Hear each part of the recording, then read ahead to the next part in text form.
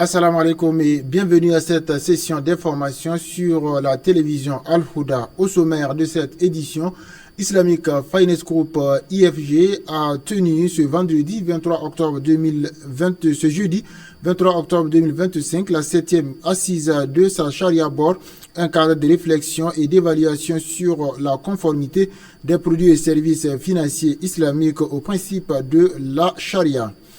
Jeunesse africaine et souveraineté économique, innover, entreprendre et bâtir l'Afrique de demain, c'est le thème de la rencontre du Forum international de la jeunesse africaine tenue ce vendredi 24 octobre 2025 à Ouagadougou.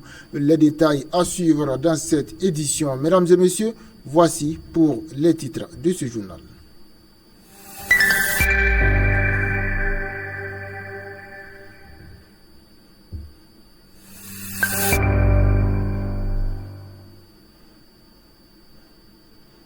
Islamic Finance Group IFG a tenu ce jeudi 23 octobre 2025 à Ouagadougou la 7e assise de sa Sharia Board, un cadre de réflexion et d'évaluation sur la conformité des produits et services financiers islamiques au principe de la Sharia. Cette rencontre a réuni des membres du Conseil de la Sharia, des experts en finances islamiques, des partenaires techniques et financiers, ainsi que des représentants des institutions bancaires et microfinancières.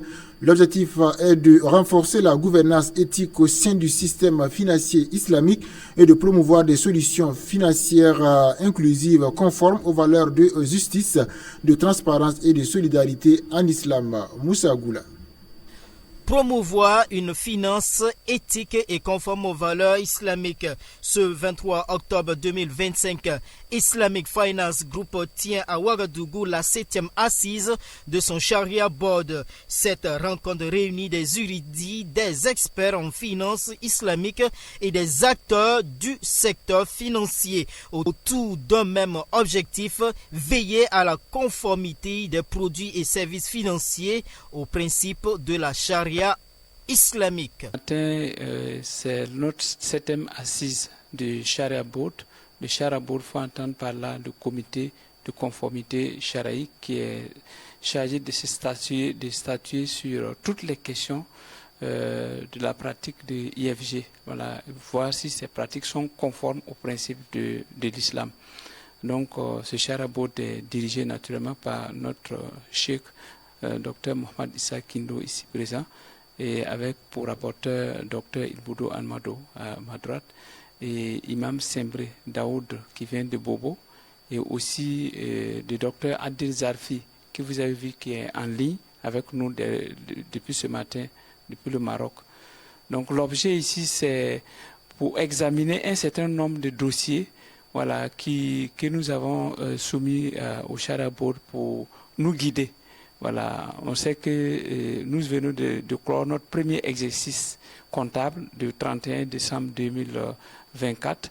Donc, il y a eu un résultat, voilà, qui est sorti de ce travail-là. Donc, nous allons soumettre ce résultat-là à l'examen du Sharia Board.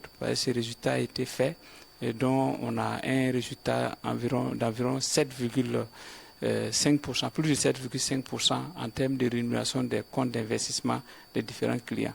Et cela aussi nécessite que le Sharia Board regarde la façon dont les calculs ont été faits, si tout est conforme, avant de nous permettre maintenant de passer à la distribution des bénéfices à nos investisseurs. Aussi, nous savons qu'il y a eu une nouvelle loi sur la réglementation sur la microfinance qui a été votée le 13 janvier 2023. Et cette loi reconnaît la finance islamique dans le système de microfinance. Donc, ce qui fait que tous les tests que nous avons doivent être réadaptés pour tenir compte de cette nouvelle loi.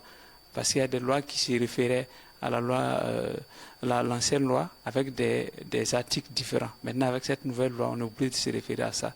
Et également, il faut dire qu'on a reçu aussi la visite du Trésor, particulièrement la DSC-SFD, qui est une structure qui se charge du suivi et du contrôle des systèmes financiers décentralisés, des microfinances. Et qui réconforte la place de la finance islamique dans le développement économique du Burkina Faso et celui de l'Afrique. Au niveau des missions confiées au Sharia Board, alors il y a qu'il faut examiner les pratiques de l'institution réalisées au cours d'une période donnée, mais il y a également qu'il faut donc anticiper en examinant et en donnant donc un avis favorable ou pas sur les projections d'activité de l'institution. Voilà, et notre rencontre de ce matin s'inscrit à la fois dans les deux sens, voilà, parce que l'exercice 2024 qui a été clôturé, l'institution a eu à réaliser un certain nombre d'activités et parvenu à un certain nombre de résultats, aussi bien pour elle-même que pour les détenteurs de comptes d'investissement qui ont voulu bien mettre des fonds à sa disposition donc pour des opérations de financement. Alors, ils sont en train donc de vouloir faire la répartition et le paiement des revenus devant revenir aux détenteurs de ces comptes d'investissement. Il y a lieu que le Sharia Board donc puisse examiner cette répartition et voir si c'est conforme à la Sharia avant qu'on ne puisse passer donc effectivement à l'exécution. Donc ça c'est un des points pour ce qui concerne en tout cas l'exercice déjà écoulé. Mais il y a également que l'institution est en train de se projeter dans de nouvelles conditions de banque et de nouveaux produits et services à proposer à sa clientèle. Et la mission du Sharia Board également est d'examiner tout cela et voir si c'est conforme à la Sharia avant de les autoriser ou de les interdire.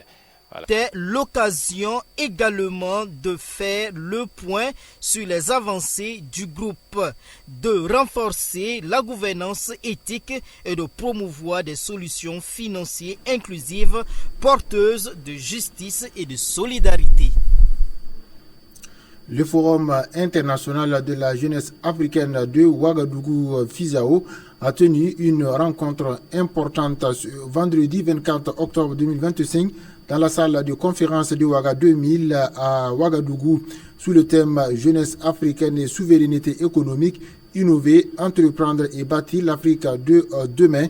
Cette initiative vise à mobiliser la jeunesse africaine autour des enjeux de l'autonomie économique, de l'innovation et du leadership entrepreneurial dans un contexte marqué par la volonté croissante du continent de reprendre en main son destin économique.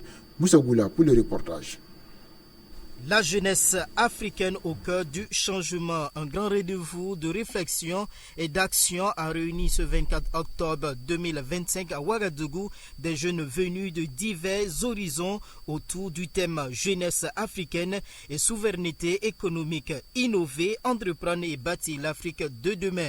L'objectif était d'encourager l'innovation, stimuler l'esprit entrepreneurial et renforcer la souveraineté économique du continent africain. Le Forum international de la jeunesse africaine de Ouagadougou est une initiative vraiment à saluer, une initiative qui prône l'intégration de la jeunesse, la cohésion entre les différents États et aussi créer de la synergie d'action pour impulser vraiment un développement avec les jeunes de nos différentes parties. Donc à ce sens, nous trouvons que c'est une très belle initiative qui doit être soutenue, encouragée pour qu'elle soit pérenne.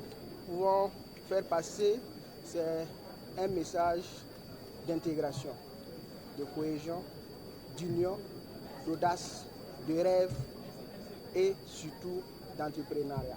Il faut que la jeunesse d'aujourd'hui soit une jeunesse qui prenne des initiatives, une jeunesse qui ose, une jeunesse qui, en synergie d'action, va bâtir l'Afrique de demain. Et pour bâtir l'Afrique de demain, c'est aujourd'hui qu'on commence et non demain. Inviter à cette jeunesse-là de se départir de tout ce qui est activité totalement nuisible à la vision que prône cette initiative, ce forum-là. Pour qu'ensemble nous puissions rattraper le retard que notre continent vit si on veut comparer aux autres continents. Ce qu'on peut ajouter aussi, il faudrait que notre jeunesse aussi ait ce courage-là d'aller chercher ce qu'on ne leur a pas donné. Si on regarde les autres continents, nous avons de la jeunesse qui crée de la richesse, qui lance des grandes initiatives. Pourquoi pas chez nous? Chez nous aussi c'est possible. Et c'est ce message que nous souhaitons faire passer à la jeunesse africaine. C'est dans cette même optique que le président du comité d'organisation, Mohamed Déné, s'inscrit. Dans un contexte national et international même très difficile, que nous avons tenu quand même à organiser ce forum-là. Ce n'était pas facile, mais en tout cas avec l'accompagnement de tous nos partenaires, avec l'accompagnement des autorités aussi, Dieu merci, en tout cas l'activité a pu se tenir.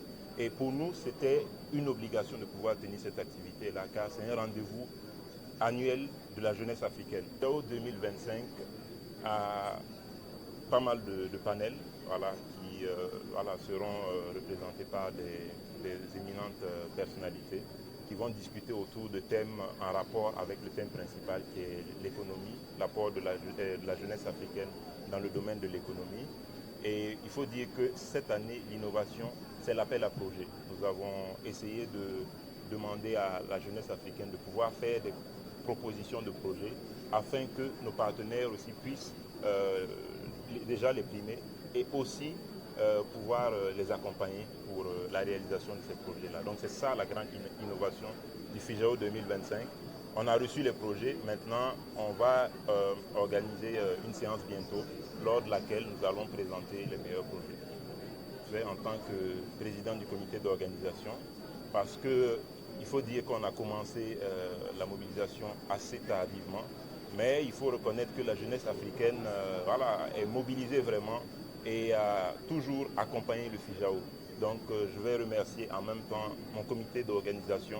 Voilà, ce sont des gens vraiment qui se sont battus pour qu'on puisse arriver à ce résultat-là. Et aussi remercier tous les participants, tous les partenaires et toutes les autorités qui ont bien voulu nous accompagner. Cette troisième édition est placée sous le patronage du ministre des Sports, de la Jeunesse et de l'Emploi, M. Roland Sonda, et le parrainage du directeur général de SCOP CA Burkina Mine. Top départ ce mercredi à Ouagadougou pour la 15e édition du Forum national de la recherche scientifique et des innovations technologiques. Chercheurs, inventeurs et décideurs se retrouvent pour valoriser le savoir-faire local et réfléchir aux solutions innovantes pour le développement du pays. L'ambiance de la cérémonie avec Mohamedi Sawargo. La 15e édition du Forum national de la recherche scientifique et des innovations technologiques, FRCIT, se veut partie depuis la capitale burkinabé, FRCIT, qui se veut un cadre de création, d'industrialisation et de la transformation endogène. Justement, profit de ce contexte très favorable pour jouer sa pleine partition afin d'impulser un développement endogène et souverain du Burkina Faso. Excellence, permettez-moi de vous rassurer que vous disposez de chercheurs et d'anciens chercheurs, d'innovateurs et d'inventeurs de qualité au Burkina Faso. Toutefois, nous sommes conscients qu'il est désormais attendu que nous apportions des solutions claires et structurantes aux défis de développement de nos populations.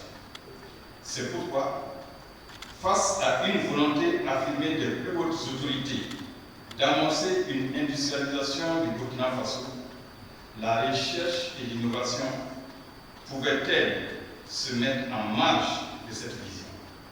Se mettre en marche cette vision, une occasion pour le ministre de l'Enseignement supérieur et de la Recherche scientifique du Mali, professeur Bourema Kansanyi, d'adresser sa salutation au camarade président du Faso, chef de l'État, le capitaine Ibrahim Traoré et de son peuple pour la participation active à cette 15e édition du Forum national de la recherche scientifique et des innovations technologiques FRCIT. À l'entame de mes propos, permettez-moi de transmettre à son Excellence, Monsieur le Président du Faso, chef de l'État, qui a bien voulu autoriser notre participation à cet événement important, ainsi qu'au peuple burkinabé, les très chaleureuses et fraternelles salutations de son Excellence, les honneurs d'armée Assimi Goïta, président de la transition, chef de l'État, ainsi que celle du peuple frère du Mali. C'est donc avec une grande émotion que le Mali répond à l'invitation du peuple frère du Burkina Faso à cette 15e édition du Forum national de la recherche scientifique.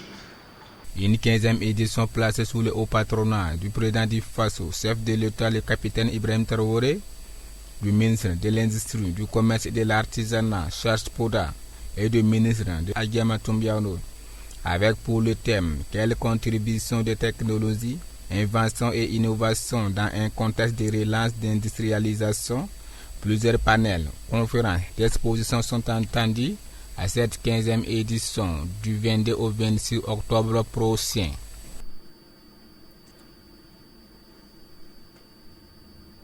Le génie burkinabé à l'honneur, c'est le message fort lancé ce mercredi 22 octobre 2025 à Ouagadougou à l'occasion de l'ouverture officielle de la 15e édition du Forum national de la recherche scientifique et des innovations technologiques.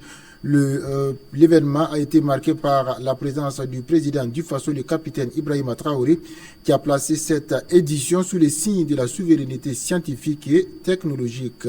Suivez avec Mamadi Sawargo. À l'occasion de la 15e édition du Forum national de la recherche scientifique et des innovations technologiques FRC, le président du Faso, le capitaine Ibrahim Traoré, a fait appel aux jeunes burkinabés et aux chercheurs à faire valoir leurs talents pour une industrialisation endogène et technologique. Ma gratitude, tout mon encouragement pour tout ce que vous faites et que nous mettrons tous les bouchées pour que ceux-là qui veulent créer, qui veulent inventer, puissent le faire. La page Faso Andougou a été créée, beaucoup de gens ont commencé à s'inscrire et nous attendons toujours que les gens continuent de s'inscrire. Parce que nous sommes en train de construire un centre qui est dénommé Faso Bagré, où tous ces équipements seront installés et chacun qui pense pouvoir créer quelque chose pourra passer trouver les équipements nécessaires pour mettre en place son invention ou bien, je dirais, copier les inventions des autres. Parce que rassurez-vous, peu importe le niveau de votre amitié, lorsque vous achetez quelque chose et qu'on vous dit qu'on vous transfère la technologie, on ne vous transfère pas tout. Bien sûr, il y a le secret de la fabrication que la personne va garder. Mais il n'y a pas de quoi s'inquiéter. Nous ne devons pas douter de nos propres capacités. Nous ne devons pas douter de nos propres capacités. Le président du Faso a insisté sur la technologie en Afrique qui est aujourd'hui moins développée, mais qui est également le premier continent habité par l'homme. Voilà, paradoxalement dit. Le président du Faso veut des changements de mentalité et de la créativité. L'Afrique est le berceau de l'humanité et c'est scientifiquement prouvé, n'est-ce pas? C'est pour les scientifiques qui avaient trouvé cela. Ça veut dire que le premier homme est venu d'Afrique. Et pourquoi l'Afrique est derrière aujourd'hui? Je pense que ce sont ces débats qui devraient animer le plateau télé, nos espaces scientifiques, pour comprendre pourquoi l'Afrique est derrière. Vous êtes posé la question, je suppose. Quelque chose n'a pas marché. Et aujourd'hui, le Burkina Faso a décidé de faire la révolution. La révolution est certes idéologique, politique, comportementale, mais elle est aussi surtout scientifique, technologique, industrielle, bref, j'en passe. Il ne faut pas juste se limiter au slogan. Parce que la révolution, on parle d'endogénéité. Et quand on dit endogène, ce n'est pas juste prononcer le mot. Il faut qu'on arrive à travailler par nous-mêmes et pour nous-mêmes. Le président du Faso appelle sans exception à se pencher à une technologie endogène et de l'industrialisation pour un peuple libre, épanoui, à base de nos talents.